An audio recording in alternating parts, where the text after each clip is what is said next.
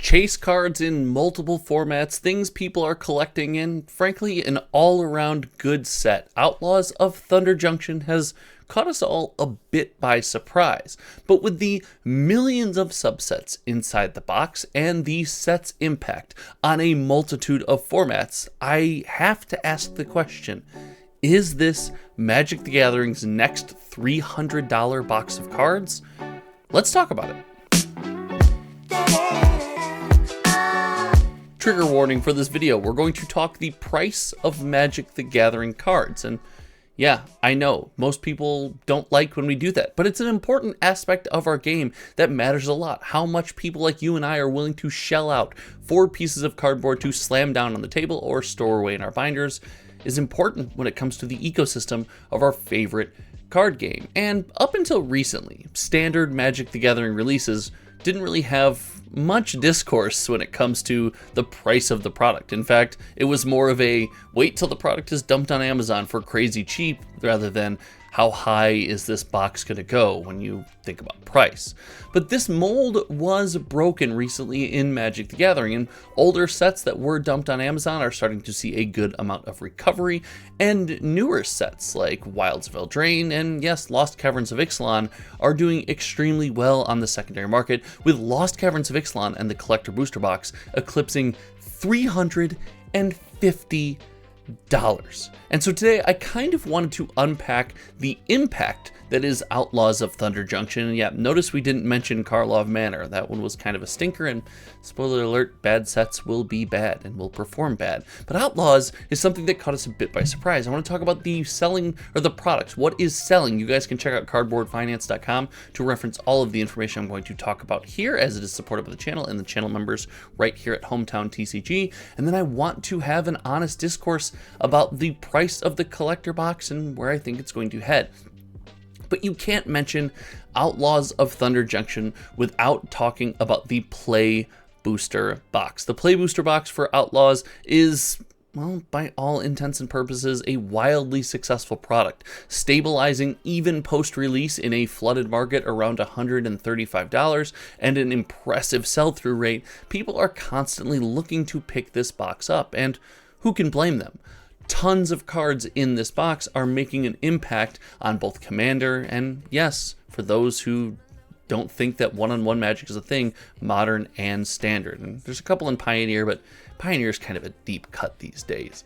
But the Outlaws of Thunder Junction Play Booster Box is more successful than I could have imagined, and part of this is due to something that actually bugs me about Magic the Gathering, and that is the multiple subsets within a set. I did a whole video on the channel explaining I think Outlaws of Thunder Junction took the idea of subsets, and yes, I know this was the last second. We had an Aftermath style set that we kind of just crammed into the box. I understand that, but it took this idea of subsets way too far. If you open a box of Thunder Junction, there's a trillion different set symbols to follow along with. Trying to figure out what is legal in what format can be a pain in the butt and just kind of a headache, and all in all, I don't like that. I understand that this might be an exception with the idea that we did away with an Aftermath, but I don't like that. But even with me not liking it, the idea of adding more cards to this set, making it a bigger, wider set with some things harder to get your hands on, has done wonders for the booster box as far as stability is concerned. Now, for most of the Magic community, this is something that doesn't matter. Most of the Magic community just engages with and plays Commander,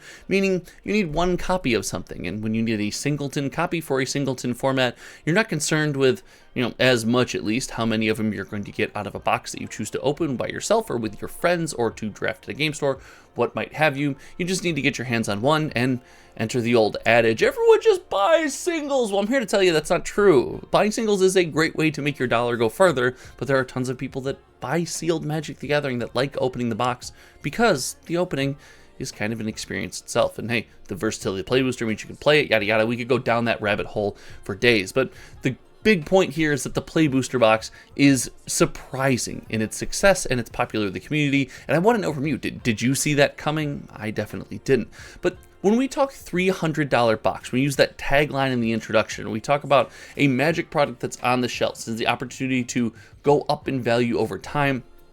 we're often not talking about the play booster box. In 2024, the year this video is recorded, it's important to know that when we talk about long-term value and spiking value and crazy pulls and all of the wildness that comes with things like this, we're often talking, yes, about the collector booster box. And Outlaws of Thunder Junction collector booster box has fought an uphill battle.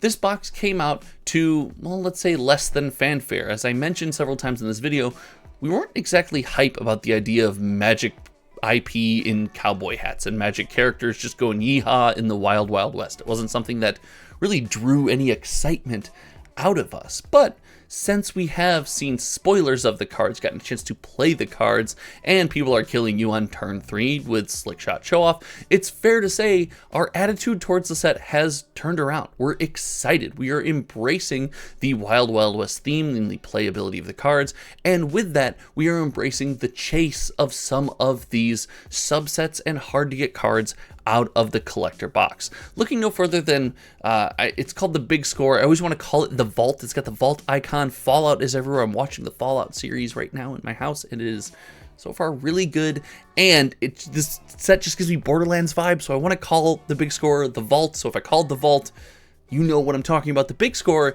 and breaking news, and your special guests in this set are incredible. They have taken the chase in this set to the next level, and most of the time, we as Magic fans don't necessarily take to the special foiling, the textured foiling, the confetti foiling, whatever it might be. It ends up being a flash in the pan, and while this might still end up being something that over the long term we don't fall in love with and want to always chase for years to come in our binders, like things like playable dual lands or reserve list or power or whatever it might be, it is safe to say that these have some pulling power right now and are helping to sell the collector booster box. And we kind of have this ecosystem where it's a theme that we might not love, it might not be our favorite, but we do like it much more than we thought we were going to. The cards in the box are highly playable, and there are chase cards in this product that hold a great value and are sought after in the Magic the Gathering community. You combine all this into a juicy stew, and you get this collector booster box. It's got a lot going for it, but it has had to fight an uphill battle, like we talked about, with an early sale on TCG Player, marking the price of this product way, way down below where I thought it would ever land, down below where I thought it would go. And we saw with Karlov Manor what this can do to a product in a Magic the Gathering release. The Karlov Manor Play Booster Box was marketed at $129.99 at MVP Sports Sale. This most recent Outlaws of Thunder Junction sale done by a company called the Banana Stand. Wonderful guest on this May the Zoo Be With You podcast. You should check that out over on my buddy Kitchen Table TCG's channel. That was a good time.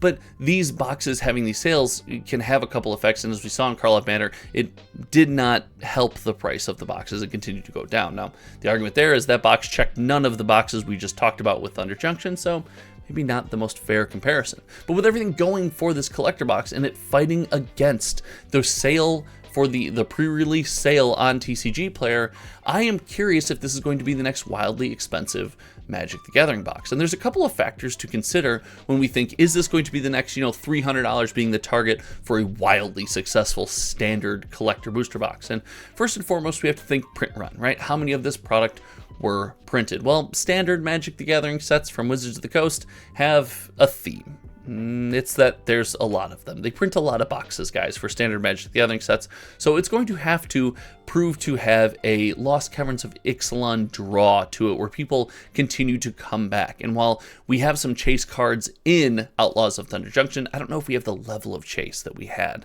in Lost Caverns of Ixalan. Furthermore, it has to have a theme that stands the test of time. And we've mentioned the theme several times in this video, and while we tolerate the theme, it's doing better than we thought it would. Lost Caverns of Ixalan has the magic. It's got giant dinos and roaring and Jurassic Park in there. All of these things really seem to speak to the Magic the Gathering community in a similar Magic the Gathering way. The plane of Ixalan, the characters in the set, coming to us in a familiar medium. It speaks volumes. It goes a long way. Look at Kamigawa and Neon Dynasty. Great cards. Great theme, great set, speaking to us in a usual way, except it was just vastly overprinted, and that's holding that set back. So we kind of have to have a perfect situation happen here for this set to really pop off. But I gotta tell you, I'm kind of excited, and I think there's an opportunity to see Outlaws of Thunder Junction collector booster boxes really take the next step and climb the ladder. Now, do I personally think, if you stuck around this long, first of all, make sure you hit that subscribe button as we race to 8,500 subs. But do I think this is going to be a $300 collector box? No time in the near future. I think Lost Caverns of Ixalan is more of a exception than the rule. I do think that we can expect to see this collector booster box go up in price, which, as of recently, has not been something we've seen from most collector booster boxes in Magic the Gathering. Most of them come out, even the ones we seek after, they go down in price and then they come back to a level medium. I actually think we have an opportunity to see this one go up. I anticipate maybe $250 in the near future collector booster box. That is not financial advice. That is a total speculation and guess from someone knocking over a mug sitting on their desk in their basement where they talk about one of their favorite card games. And hey, I hope you like content like this, because I said, as I said before, if you do, you can click that sub button. And more importantly, you can share this video on any social media platform where you engage with Magic the Gathering conversation, because I really want to know what the community thinks about this one. Does this box have a shot to go to the moon? Thank you so much for hanging out today. Until next time, you guys know me. My name is Josh. Make sure you check out some other video on the channel, which I will link somewhere around here in the ether, and we will see you around. Okay, goodbye.